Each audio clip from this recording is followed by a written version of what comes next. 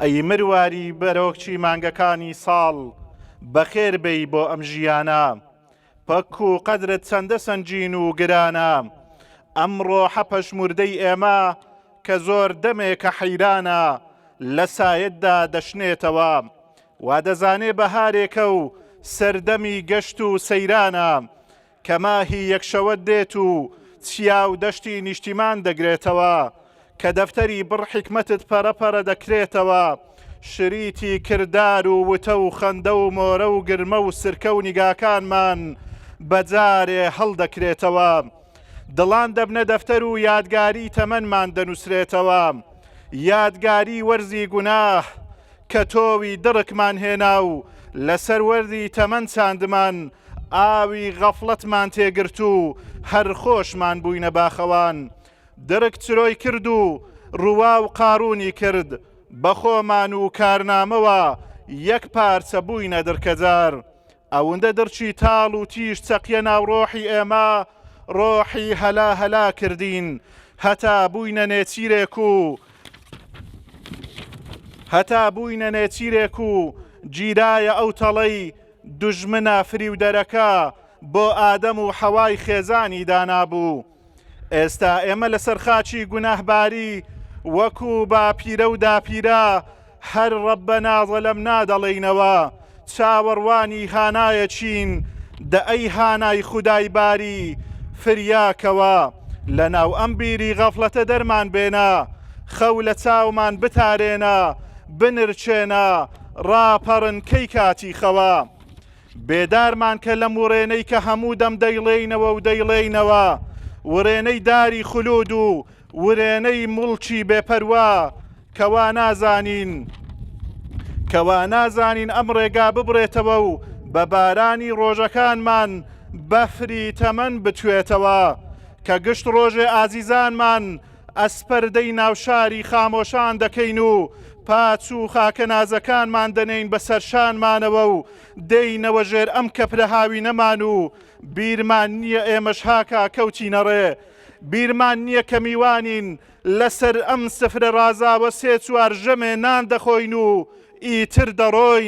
دەڕۆین بۆ شاری خامۆشان بۆ ناوکۆڕی مەرگ نۆشان بۆ کاروانی سەرای کفن پۆشان دەی ڕەمەزان فریاکەوە پێڵووی چاوەکانمان وازکە و بە مشتێ ئاوی کەوسەری خەوەکەی لێ بتارێنە و ڕوومان بەرەو قیبلەگای حەق وەرچەرخێنە و فەرمومان کە بۆ سەربەرماڵ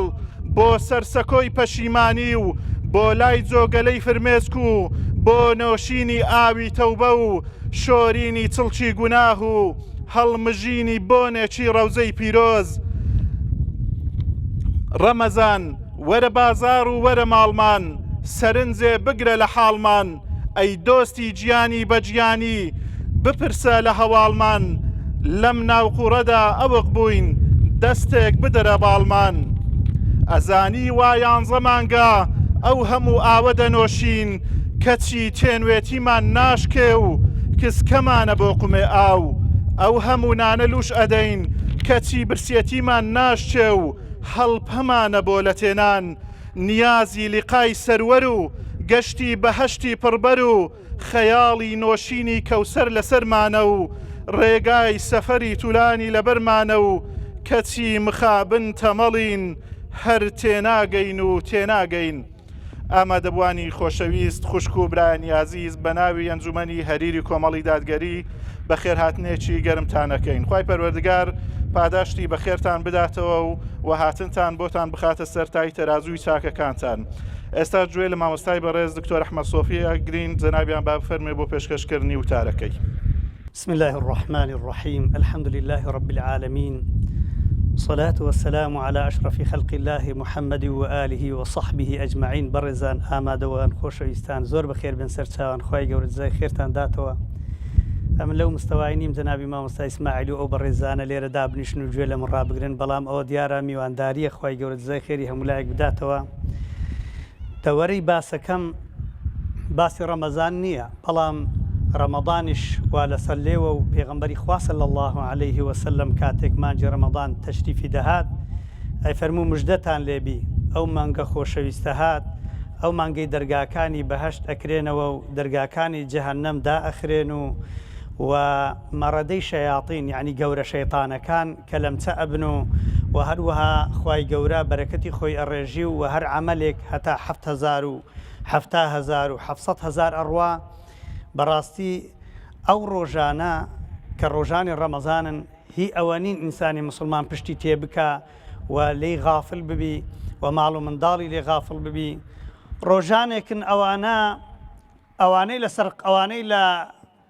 ماڵی خامۆشان، ئەوانەی لە شاری خامۆشان لە قەبرستانەکان وەفاتیان کردو لە باو باپیرانمان، لە مردووەکانمان، لە ئازیزانمان لە بن ئەو ئاخەوشکن تەمەنا دەکەن یەک جار بێن و سەرە و دنیا یەک ڕۆژ بە ڕۆژی ببن و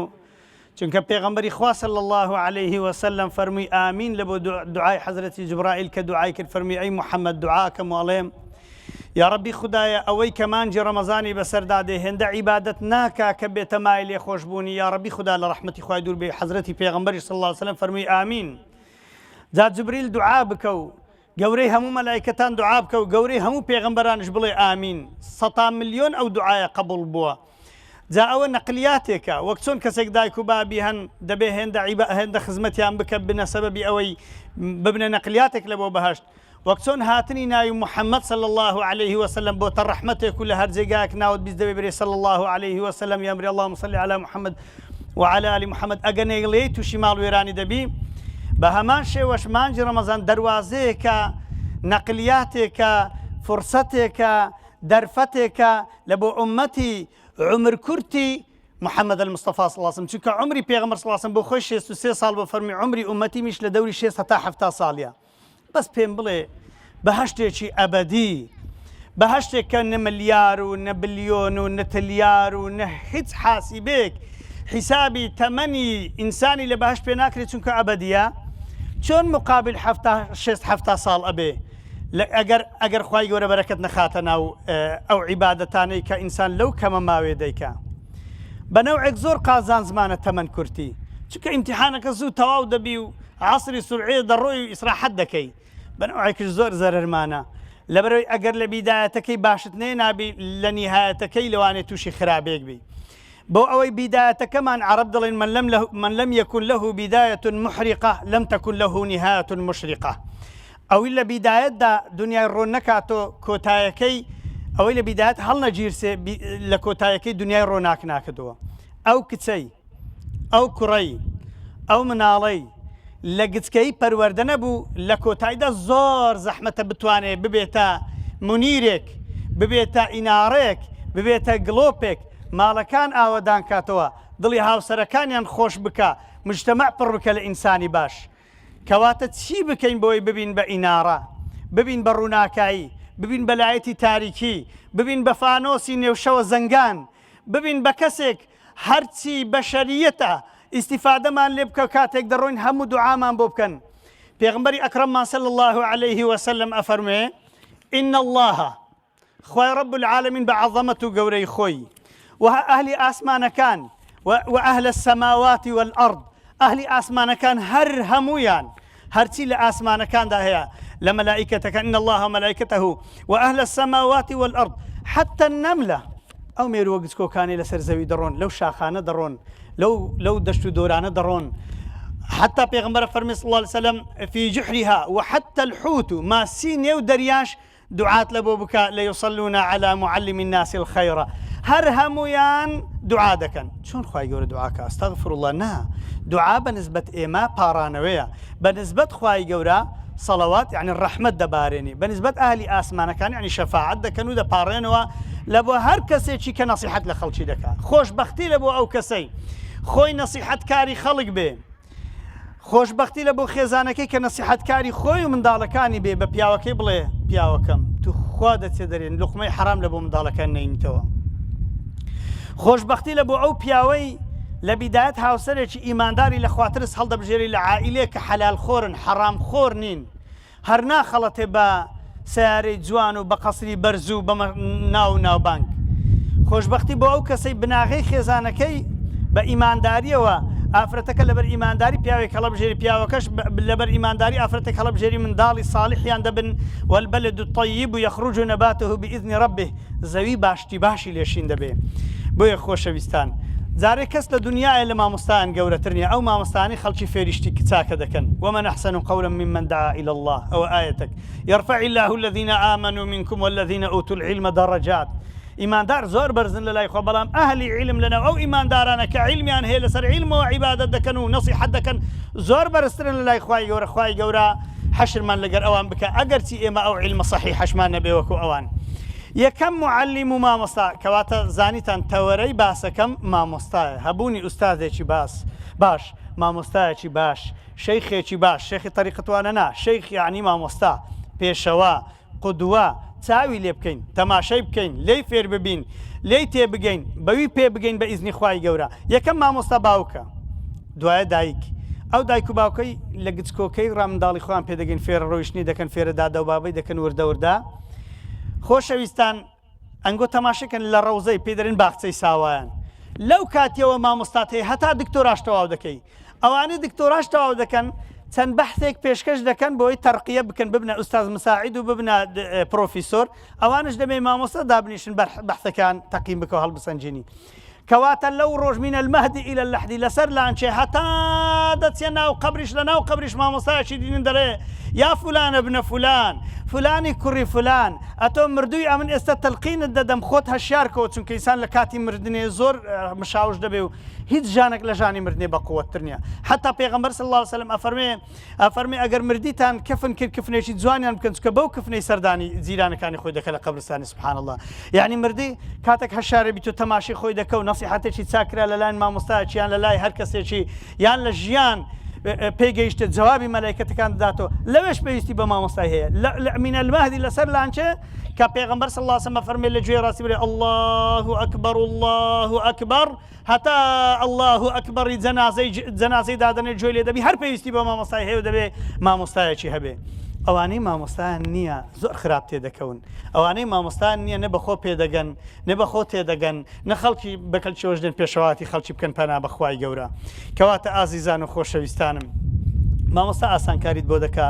مامۆستا دەیەوێت نەڕوخێی ئەوانەی مامۆستانیە زوو دەڕوخێن تووشی ئینتیحار و خۆکوشتن دەبن تووشی ئیفلاس بوون دەبن تووشی ماڵوێرانی دەبن. مامۆستایەک تامانێکی هەیە هەمووی سەرف کردووە خڕ و پڕ لەبەر دەستی تودا دەنێ و نەسیحەتت دەکە بۆ گوێی لە ڕناگری بۆ بێ مامۆستا دەژی لەوانەیە بڵێن جا مامۆستازان مامۆستا چەند زۆرن وەڵڵی ئازیزانم مامۆستا هێندەکە من لەکەم کەمترن باوەڕ ناکەم لەو شارە گەورەی ئێوە مامۆستای شتابی ڕێزم لە هەموو مامۆستایان هەیە. ئەگەر تۆ کەسێک نەبی منداڵی خۆت بێ لای تەجویدێکی جوان لە بیدایەت پێ بڵێ دەی ئەوانەی لێرانە لە سەنتەری حکمە قورئانە دەڵێنەوە ڕاتان لە قورئانێکی هەن مامۆستایە لە پێشنوێژی دەی کەواتە مامۆستامان نییە هەر لە تەجویدەوە بگرە کوا مامۆستا زۆر کەمن ئەو مامۆستانەی کە هەشن تااقەتی دەرسیان نییە سەلامە دات و لە نوێژی خۆ پیرەمێردێک شەتوانی پێش نوێژێ بکە دەڕواتە دەرێ سەلام لە کەس ناکە. ئازیزانم بگەڕێن خوا عالم الغیبە پێم شەرم نییە و مامۆستانە قەومی عشیرەتی سوورچینین بەڵام لەو منتیقەی سوورچیان مەلا نەبوون لە وەختی خۆی کاتی خۆی باپیری من نوێژی جێژنی لۆسێ گوندان کردیا نوێژی جێژن لەبەرێ مەلا نەبووین ئەو گوندانە ئەو منتیقی هیچ مەلایەکی دوازدە عیلمی تێدا نەبووە واللهی ئەوڕۆ لەو ڕۆژی زۆر بێ مەلا و عالمترین واللهی زۆر بێزاناتری کوانە زانایانمان کوا لە مەسیفی بگراتە حەج و مەرە زانایەکم پێ بڵێ مجتەهید بێ کوڕە هەم کوردستانی مجتەهیدێک بێ یەک مجتەهیدمان نییە یەک عالمی گەورەمان نییە تەلاق و نیکاح و مەشاکلەکانمان لە بۆ حەل بکە. ئیدەن ئێمە ئێستا لە قەیرانێکی زۆر گەورەی بێ مامۆستایەتیدان منداڵەکانتان بنێرن ببن بە مامۆستا مەدرسە هەن با بن لە فەقیهاتی ڕادەست پێکەن لە حیفظی قورئان دەست پێکەن لە تەجویدێکی صەحیحەوە دەست پێ بکەن با ماڵوێران نەبین بێبارانی ناخۆشتر نیە لە بێ مامۆستایەتی بێ مامۆستایەتی لە بێبارانی نەخۆشترە لە بێ ئەرزاقی ناخۆشترە لە قەیران ناخۆشترە لە هەموو قەیرانەکان و لە هەموو قەیران و سەیرانەکان ناخۆشتر با قەیران و سەیرانت با قەیرانت هەبێ با سەیرانت نەبێ با خۆشیت نەبێ با برنجت نەبێ با گۆشت نەبێ بەڵام مامۆستات هەبێ عالمت هەبێ. کەواتە ئازیزانم ئەتۆ وەستایەکی دیوارت نەبێ و دیوارێک دروستکەی دوو ڕۆژان دەڕوخێ کەواتە مامۆستایان بۆ ئەوەن خەڵک نەڕوخێ وەستای دیواری مامۆستایە لە بۆ دیواری لە بۆ عەمەلەکانی بەڵام ئەمن مامۆستام لە بۆ ئیسلام لە بۆ دین لە بۆ قورئان لە بۆ فێرکردنی کەلیمەی ئەشهەدو ئەن لا ئیلاهە ئیلا الله و ئەشهەدو ئەنە محەممەدە ڕەسوول الله بۆ نوێژەکانتان کوا نوێژەکانمان پێغەمبەر فەرمێ صلی الله علیه و سلم لە ئاخری زەمانی لە 100 کەسی یەک کەسی خاشعی تێدا نابینێ نوێژەکەی بە خشوع بکە نوێژ دەکا ئەگەی لە نوێژەکەی نییە زۆر کەمن ئەوانەی نوێژی بە جوانی دەزانن. کەواتە خۆشەویستان و بەڕێزانم با بزانین مامۆستایەکی چۆنمان هەبێت جارە پێش وەخت ئەو مامۆستای هەتە دەبێ مخلیص بێ دەبێ عەفیف و پاک بێ دەبێ مامۆستایەکی بەڕەحم بێ خوای گەورە بە پێغەمبەری خۆی فەرمووی وەلەو كنت فظا غلیظ القلب لانفضوا من حولك ئەگەر هاتوو ئەتۆ مامۆستایەکی بەڕەحم نەبی کەس لە دەورەت نامینی ئەی محەممەد صلی الله عليه وسلم پێغەمبەر بەو پەڕی ڕۆح بەڕەحمیەوە ئەتۆ بەڕەحم نەبی خێزانەکەت لێت هەڵدێ منداڵەکانت لێت هەڵدێن جیرانەکانت تحملی توان نییە کێ مەجبوری ئەوە کچی خۆ بداتە کوڕێکی عەسەبی و دائیمەن ناوچەوانی بە عەبوسی قەمتەریر بێ چێ ئامادەیە دائیمەن زیرانەتی کەسێک کە هەموو ڕۆژێ سیلاحی لەو دەستەی بێ لە دەستەکەی دشی چەقۆ بێ دەبێ بەڕەحم بین بەرامبەر یەکدی بەتابەتی بەرامبەر مسلمانان بەرامبەر غەڵەت بەرامبەر هەڵا بەرامبەر ضەعیف بەرامبەر ناقصات العقول بەرامبەر ئەو منداڵانە هیچ نازانن ئیوا هەی گەورە بووە پیر بووە ئازانی دەبێ منداڵ هەموو شتێکی بزانی بابە منداڵ نازانی بەڕەحم بە لەگەری کەواتە دەبێ عەفومان هەبێ دەبێت تەبەسسومان هەبێ دەبێت پێکەنینمان هەبێ دەبێت بە خەندە بین لەگەڵ یەکتری مامۆستا دەبێ ئەوانە هەبێ کوانن مامۆستا من مامۆستایەکتان پێ ناسێنم بۆ خۆتان و ئەولادتان بیکەنە گەورەترین مامۆستا ئەعظەم مامۆستا ئەکرەم مامۆستا گەورەترین مامۆستا لەو دنیای محەممەد المصطفى صلى الله عليه وسلم خوای گەورە فەرمێ لقد من الله على المؤمنين لە سوورەتی ئالی عیمران ئاەتی 164 فەرمێ منەتان لەسەر دەکەم خوای گەورە فەرمێ تەنها خوددا لایەقی ئەوەیە منەتمان لەسەر بکە منەت یعنی قەتعکردنی نیعمەت یعنی تۆ کە منەتی لەسەر کەشی دەکەی دەڵێ یەک جارێ دیکە و چاکت لەگەر ناکەم خوای گەورەش فەرمێ چاکەتان لەگەر ناکەمەوە ئەگەر شکرانی خوای گەورە نەکەن دەبێ ئەو پێغەمبەرەی بە فرسەتێکی باش بزانن کە حەدیثەکانی هەموو ماون هەموو ژیانی تۆمار کراوە چەند کەس لێوە ژیانی پێغەمبەری 5,000 خوێندەوەتەوە صلی الله عليه وسلم چەند کەس ئەو ئاەتانی باسی پێغەمبەری دەکا عليه الصلاة والسلام هەمووی لەبەرن چەند کەس لێرە سیواش پێدەی چەند کەس لێرانەی حافظ القورئانە چەند کەس لێرانەی ئەوڕۆکە نوێژی سبەینی بە جەماعەت کرد دوورکە سونەتەکەی پێش نوێژی بەیانیشی کردی ئەگەر ئەوانم لەوانە لە پاش بین هەر لە سەفی یەکەمی ساقط بووینەما کەواتە هەر ناڕۆن لە بۆ سانەوی و متەوەستە و ماجستێر و دکتۆرای کەواتە ئازیزانم خوای گەورە فەرمێ منەتان لەسەر دەکەم لەسەر ئیمانداران دەکەم لەوەرەی پێغەمبەرێکم لۆ ناردوون إذ بعث فيهم یەکەم منەت ئەوێ رەسوولا منهم پێغەمبەرێکم بۆ ناردوون من ئەنفوسهم لە ئێوە لە خۆتانە خۆشە پێغەمبەر مەلایکت نەبی لە ئاسمانی هاتبی خوای گەورە لەوەی سەبرمان پێوە بێ و لێی فێر ببین و نەڵێن چێوەش پێغەمبەری خوای پێ دەکرێت ئیوا هێستا دەری کاکە وەڵام نوش پێغەمبەرم پێ ناکرێت ئەرێ کاکە پێغەمبەر دوورکە سونەت کردێت شلو پێت ناکرێت دەڵێ وەڵای ئەخەرەوەی پێغەمبەرم پێ ناکرێت صلی الله عليه وسلم چاکەی بکەم ئەی لۆ پێت ناکرێت چاکەی بکەی خۆ هەموو شتەکانت لەدەست دێن پێغەمبەر صلی الله عليه وسلم کە خوای گەورە هەڵی بژاردێ لەسەر هەموو بەشەریەت گەورەترین ئینسان بووە چەندی کردوات و چارەجیش بکەی لەناو هەموو خەڵکی بە گەورەترین کەس دیار دەبی لەبەرێ لەناو تاریکایی ئەگەر گچکەترین دەرکەشە قارتەش هەڵ بگیرسێنی هەر چەندە منداڵی گچکان ئێستا بەم دەرکەش قارتان هەر نەدیتینە هەڵی گیرسێنی یەک دنیا ڕۆناکایی دەکا یعنی برایەکم دەگەدا بوو ئەو گلۆپی سەعاتێ پێ بگوتی لە سزنێ بوون 22 کەس بە گلۆپی سەعاتێ پاشون دەخوارد و دەچینە سەر ئاوە دەست نوێژمان دەشۆش ئەگەر دنیا هەموو تاریک بوو بۆ شەوە زەنگ گچکەترین ڕۆناکایی دنیا ڕۆناک دەکاتەوە ئێدەن ئەتۆ ئەگە چەندی لە خوا و پێغەمبەر نزیک بی لە ژیانی پێغەمبەر نزیک بی صلی الله علیه و سلم لەناو خەڵکی ئیبراز دەبی دیار دەبی هەموو ئەوانەی دەرکەوتن شتێکیان هەیە لەگەر پێغەمبەری خوا صلی الله عليه وسلم ئازیزانم ئێستا خوای گەورە ئەفەرمێ کە خێزانت لە خۆتانە یعنی ئەفەرمێ ومن آياته أن خلق لكم من أنفسكم أزواجا لتسكنوا إليها من أنفسكم ژن چونکە لە پراسوی ئینسانی خەڵق بووە ئینسان سەبری بە خێزانی وەدێ خێزان سەبری بە پیاوی وەدێ ئەوانە چکە لە یەک جنسن پێغەمبەریش صلی الله عليه وسلم کە لە ئینسانەکان ئینسان زیاتر سەبری پێ وەدێ وەک مەلایکەتێک هات با و نورێک لەو لای هات با و قسەی لێ کردبین و گەڕابینەوە ولا هەمووش زیاتر سەبرت پێ بدێ بە سەبرت بەخوای خۆ بێ جل جلاله چونکە خدا لە یەک جێبەجێت ناری ئەگەر لە سزنی ئینفرادیت کەن پەنا بەخوای گەورە لە هەر جێگاچی بی خدا نەبەجێت دێری نە لە بیرت دەکا هەرچی شیلۆکەی هەموو لە بۆ تۆمار دەکا ئیدەن یەکەمین گەورە و یەکەمین خۆشەویستان خاڵقی خۆتان بێ ئینە وەلیی الله دۆستتان خوا بێ دووەم پێغەمبەر بێ صلی الله علیه و سێم لە ماڵ و منداڵی خۆت دەست پێ بکە ببە مامۆستا لە بۆ ماڵ و منداڵی خۆت و يتلو عليهم آياتي يكم إشي بيغمبري تسبو صلى الله عليه وسلم قرآني لبو خوينوا ها يا أهل التجويد جماعتي سنتري حكمة أوانا خوينوا قرآني هند زحمته أري والله هند زحمته ما مستامة من داري سكو كزارو بساركم ليك الراد وسطم لبري قرآن بحرة هر سندي بزاني هر هيس نازاني سن بزاني أو زد زاني كهيس نازاني لو يا بيغمبر صلى الله عليه وسلم قرآني خويندوا يكم شد فير قرآني كردن وهروها ويزكيهم دوهم إشي پیغمبر صلى الله عليه وسلم دوهم إشي مامۆستا لە بۆ تو لەو دنیا چت لێ دەکا مامۆستایەکت هەبی لە مانجی ڕەمەضان لە غەیری ڕەمەضان پاکت دەکاتەوە و زیادە دەکەی لەگە مامۆستای خۆت چونکە زەکات تەزکیە بە دووش معنا دێ لە زمانی عەرەبی مامۆستایان دەزانن زەکاتیان نمووە زیادەیە ئەگە کابراێک زەکاتی بدە پارەی زیاد دەبێت یان پاکردنەوەیە قڕێژ و پیساتەکەی ئیماڵی لەناو دەڕوە کەوا لەناو دەچێت کەواتە مامۆستاش یان بەرزت دەکاتەوە چکە ئین الله لا يرفع بهذا الكتاب أقواما بەو قورئانی خەڵکانێک بەرز دەبنەوە یا خود پاکت دەکاتەوە چونکە ئینسان هەتا پاک نەبێت و نابێتە داعی نابێتە نەسیحەتکار نابێتە باش ئینسان فێرە باشە نابێ ئەها خوشکانی بەڕێز جێ بدەنی خوای گەورە باسی مەریەمەی دەکات ڕەزا و ڕەحمەت خالی هەندێکە فەرمون سەلامی خوای لێ بێ هەندێکە فەرمون چکە مادەم وحیل و هاتیە نزیکە لە دەرەجەی پێغەمبەران سەلامی خوا لەسەر بی خوای گەورە بە مەریەمێ فەرمێ وإذ قالت الملائكة يا مريم إن الله اصطفاك خوای گەورە هەڵی بژاردی اصطفاکی اصطفا بە دوو معنان دێ یان پاچی کردی چون ئینسان شتشی صافی دەکات لە ناو شتی خراپ دینتە دەرێ یان هەڵی بژاردی لە ناو هەمووان ئەتۆی داناوە لە ناو هەموو سەیدەت و نیساء العالمین پێغەمبەر فەرمێ صلی الله عليه وسلم خەدیجە و مەریەم و عائیشە و فاتیمە ئەوانە ئاسیا و ئەوانە گەورەی ئافرەتی سەرزەوین خوای گەورە کە مەریەمی هەڵبژاردیە ئەفەرمێ اصطفاکی وطهرکی یەکەم صفەت کە هەڵی بژار خوای گەورە فەرمێ پاچی کردیەوە هەر ئافرەتێک پاک نەبێ هەر پیاوێک پاک نەبێ و داوێن پاک نەبێ زمان پاک نەبێ دڵ پاک نەبێ نابێ بەداعی نابێ بە بانگ خواست چونکە پاکردنەوەی خەڵکی لەو کاتەی دەکرێت کە ئینسانێکی پاک بەو ئیش ئاستێ بە ئیزنی خوای گەورە من لەم یەکون لنفسه فكيف يكون لغيره ئەگەر کەسێک بۆ خۆی پاک نەبێت چۆن خەڵکی پاک دەکاتەوە پیسی پێلا ناچی دەبێت پاکەکان بە ئیزنی خوا شۆڕژێر بن شۆڕش بکەن دژی هەموو پیسی و بۆگەن یەک بۆی هەرچی پیسێکە ڕای بماڵن کەواتە ئەو کەسانەی دڵ و دەرونیان داگیر کراوە لەلایەن شەیطان و لەلایەن سەحربازان و لەلایەن چاوپیسان و لەلایەن ئینسانە خراپەکان دەبێ ئەهلی حەق و دەبێ ئینسانی پاک دابنیشن لەبەر خاتری خوای گەورە ڕقی شەرعی بەسەدا بخوێنن و فێری قورئانیان بکەن دڵ و دەرونیان ئاو بدەن بە قورئانی پیرۆز و بە ئەحادیثەکانی پێغەمبەر صلی الله عليه وسلم خوای گەورە دڵ و دەروونمان پاکاتەوە خاتری عەظەمەت و گەورەی خۆی کەواتە پێغەمبەران مامۆستا بوون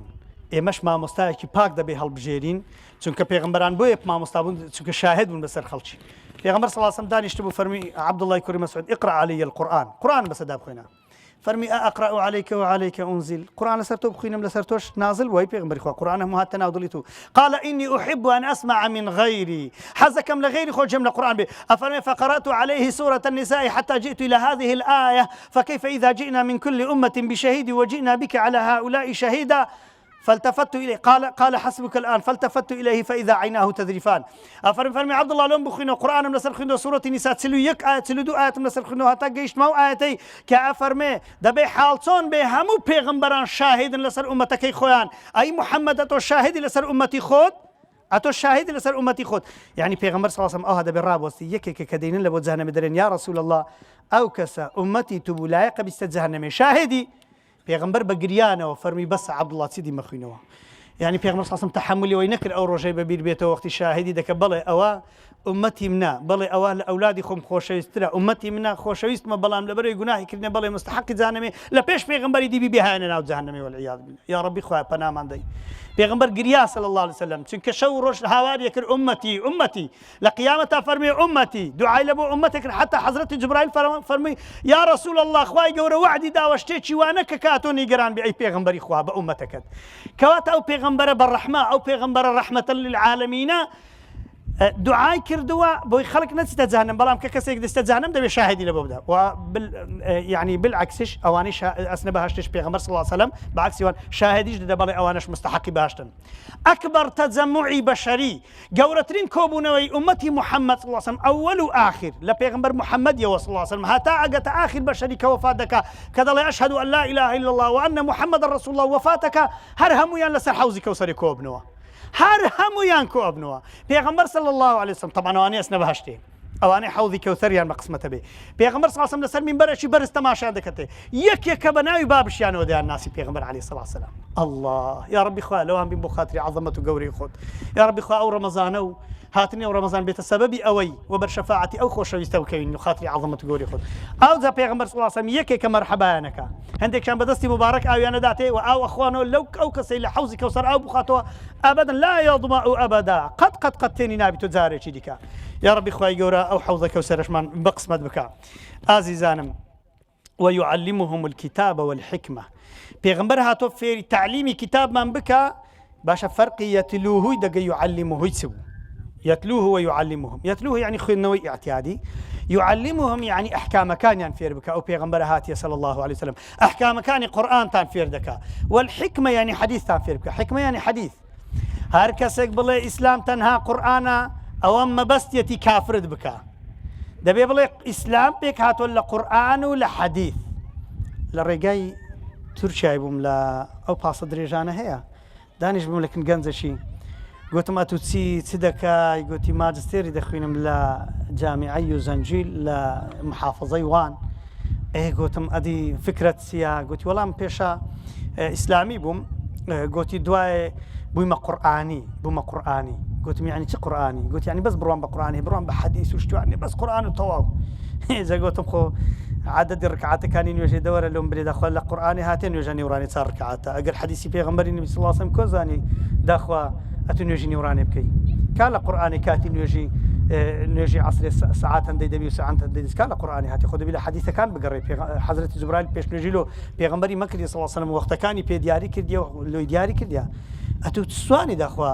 ئیسلامەتی چۆن لە قورئانی شارەزا دەبی گوت کاکە من بەس گوتی وەڵا ئاخیری ڕاستیەکەی ئەوەش نەمایمە گوتم چ بووی گوتی وەڵا ئێستا بوویمە زەردەشتی گوتم زەردەشتی چییە گوتی زەردەشتی یعنی ئینسان دەبێت ئازاد بێ و ئینسان نابێ مارەی هەبێ و نابێ کەس لە کەس حرام بێ و حتا خوشک و برا وەستەغفیرڵڵا گوتم ڕاوەستە بە کوردی برێ بوویمە عەلمانی بوویمە کافر گوتی ئەرێ وەڵڵا گوتم مەجەلۆ چ هاتی لە فەلسەفەی ئیسلامی ماجستێری خوێنی گوت وەڵا هەلۆ شەهادەکەیە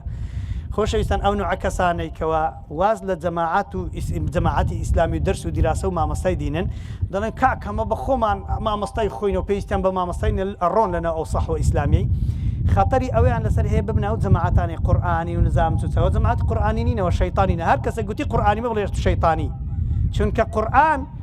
کەس لە قورئانی شارەزای دینی خوای نابی پێغمبەر هاتی قورئان لۆ مڕۆن بکاتەوە ئەدی پێغمبەر لۆ هاتی صلی الله علیه وسلم کەواتە لەوەندی تەم بڵێ بڕوا بە پێغمبەریش مەکە کەواتە دەبێ مامۆستاشت هەبێ نەک پێغمبەرت هەبێ نەک حەدیث دەبێ مامۆستاشت هەبێ لە حەدیث و ئایەت تێت بگەینی ئەو مامۆستا مەلا ئیسماعیل زانی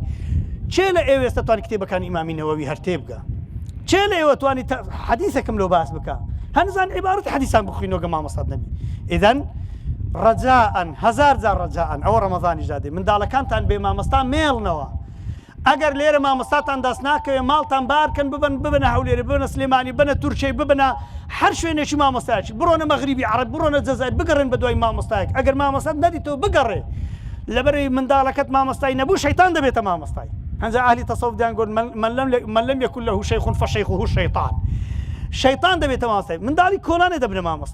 مامۆستای مەکتەبێ ئەوەی ئەلفوبێ نازان لەگەڵ ڕێزم ئەوانەی شارەزان لە دینینی ئەوان دەبن بە مامۆستایان برادەر دەبێتە مامۆستای فەیسبوک دەبێتە مامۆستای تیلیگرام دەبێتە مامۆستای ئینستاگرام دەبێتە مامۆستای سێرچی تیکتۆکی دەبێتە مامۆستای ئەو شتە پیس و خراپانەی ئێستا پەیدا بوون کە من وەڵڵاهی ئەمن تەمەنم لە چلی تێپەڕیە صاحب ماڵ و منداڵم ناوێرم تیکتۆکمە بی لە ناو مۆبایلی خۆم قەسەم بەخوای ناوێرم ئینستاگرام هەبی ئەفەندی ئەتۆ ئینستاگرام و تیکتۆک و هەراو بەس من لە چی کردیتە مامۆستای خۆ هەسێرچەکەی لێدا گەڕانەکەی هەموو شتی ئەو دنیا و پیسی ئەو دنیا لەناو ئەو مۆبایلەیە لە ڕای خوا ڕەجاءن ئەو ئاگری لە ماڵی خۆتان دەرکەن منداڵی جیرانانش پێی ماڵ وێران دەکەن ڕەجاءن هەزار جار ڕەجاءن ئەو شتە پیسانە لەناو مۆبایلەکانتان دەرکەن و مامۆستادانن لەوە تەڵەبەکانتان با مۆبایل نەبێتە مامۆستای با مۆبایل نەبێتە دایک و باوک و برا و خوشک و حیزب و جەماعەت و قورئان و حەدیث و هەموو شتێ ئەو منداڵەی ئاخر مۆبایل جێی هەموو شتێکی گرتوتەوە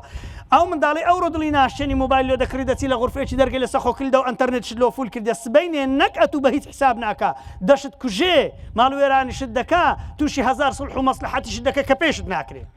ئێدەن لە ڕۆژی یەکەم عاجزی کە قەیدی ناکا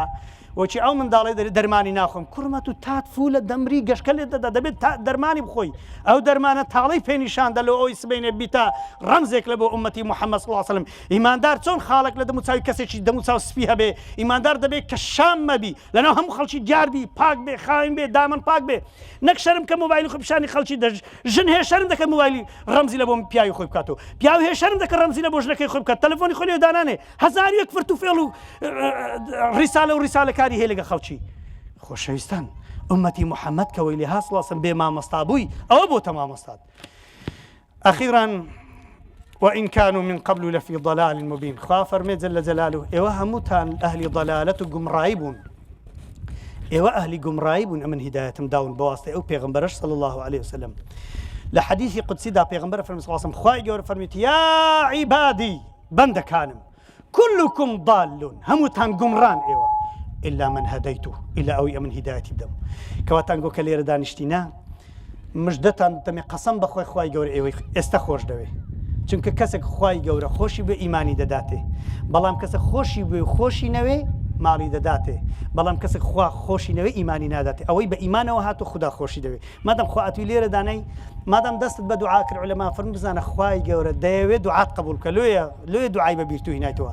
نوێژی بەیانی ئەتوی هەڵگرت لە مزگەوتی دانە بزانە ئیشێکی بەتوە ئەتوی خۆش دەوێ یحبهم ويحبون هەتا خوا کەسێکی خۆش نەوێ ناتوانانی خوای خۆش بووێ کەواتە ئێوە خۆشەویستی خوان انشاءالله لەناو ئەو هەموو حەریرە ئەو هەموو خەلیفان و سۆران ئێوە هاتوون لێرە لە مەجلیسی ذیکر دانیشن کە عەبدوڵای کوڕی مەسعود فەرمێ لە مەجلیسی عالمێکی لە مەجلیسی ذیکر دانیشن پێم باشترە لەوەی 7 ڕکعاتی لە ڕەوضەی بکەم ڕەوضە لە بینی قبری پێغەمبەر و صلی الله علیه وسلم منبەری پێغەمبەریە بە ئیتیفاقی هەموو عولەمان ئەگە نەودیت بیا ڕەبی خوا بە قسمەت و ئێوە و ئێمەش بکە بە ئیتیفاقی هەموو عولەما ڕەوضە پارچەیەکە لە بەهەشتی هاتیتە سەر عەردی پارچە عەردێک لە بەهەشتێ هاتبیتە سەر عەرزی تەنها ئەو ڕەوضەیە کە پێی دەڵێن ڕەوضەة من ریاض الجەنە کە لەکن قبل لە بینی قبری پێغەمبەر صلی الله علیه وسلم منبەری پێغەمبەری عەلەیهی الصلاة والسلام لە نەبوونی مامۆستاش وەکو هابیلی کوشت وەکو ئەو بەهارەی کە خەڵک دێت تێرانێ لە جیاتی ئەوەی سپاسی خوای بکە لەسەر ئەو جیا و شتە جوان ونەزەلنا من السماء ماء مباركا فأنبتنا به جنات وحب الحصيد دين ڕەش بەڵەشی لەسەر ئەکەن مەشروبی لەسەر خۆنەوە لە جیاتی سۆزدەی لەسەر بن پیسی ئەکەن بە مەشروب ئاویە دەن پەنا بەخوای گەورە ڕەمەزانیش دادێ نازانن قورئان بخوێنن نازانن هیچ شتێکی چاکفێر ببن ئەوەیە لە نەتیجەی بێ مامۆستایی خوای بۆ خاتری عەظەمەت و گەوری خۆت لێت ئەپاڕێنەوە مامۆستای بەتەقوا و مامۆستای لێهاتوو مامۆستای مخلیص و عەفیف و داوێن پاک بە قسمەت ئێمە بکەین دەرسمان پێ بڵێ و لە خزمەتی دابین و ببین بەو مامۆستانەی کە ئەتۆ یا رب العالمین و ئەولادەکانمان ئەمانەتی تۆ بن یا رب العالمین یا رب خدا ئەو ڕەمەضانەی کە دێت ببێتە نەقلیاتێک بەرەو بەهەشتمان بە خدایە دامان نەبڕێنی لە فەزلی ڕەمەزان اللهم بلغنا رمضان اللهم بلغنا رمضان اللهم بلغنا رمضان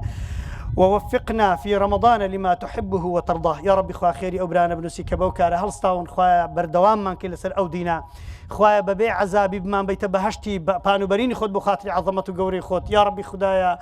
ئەوەی کە مردوون لە ئێمە مردوەکانمان خوایە عەفویان بکەی شیفای نەخۆشەکانمان دەی لە هەموو دەرد و بەڵای ئەو زەمانە دوورمان کەی وصلی الله على سيدنا محمد والسلام عليكم ورحمة الله وبركاته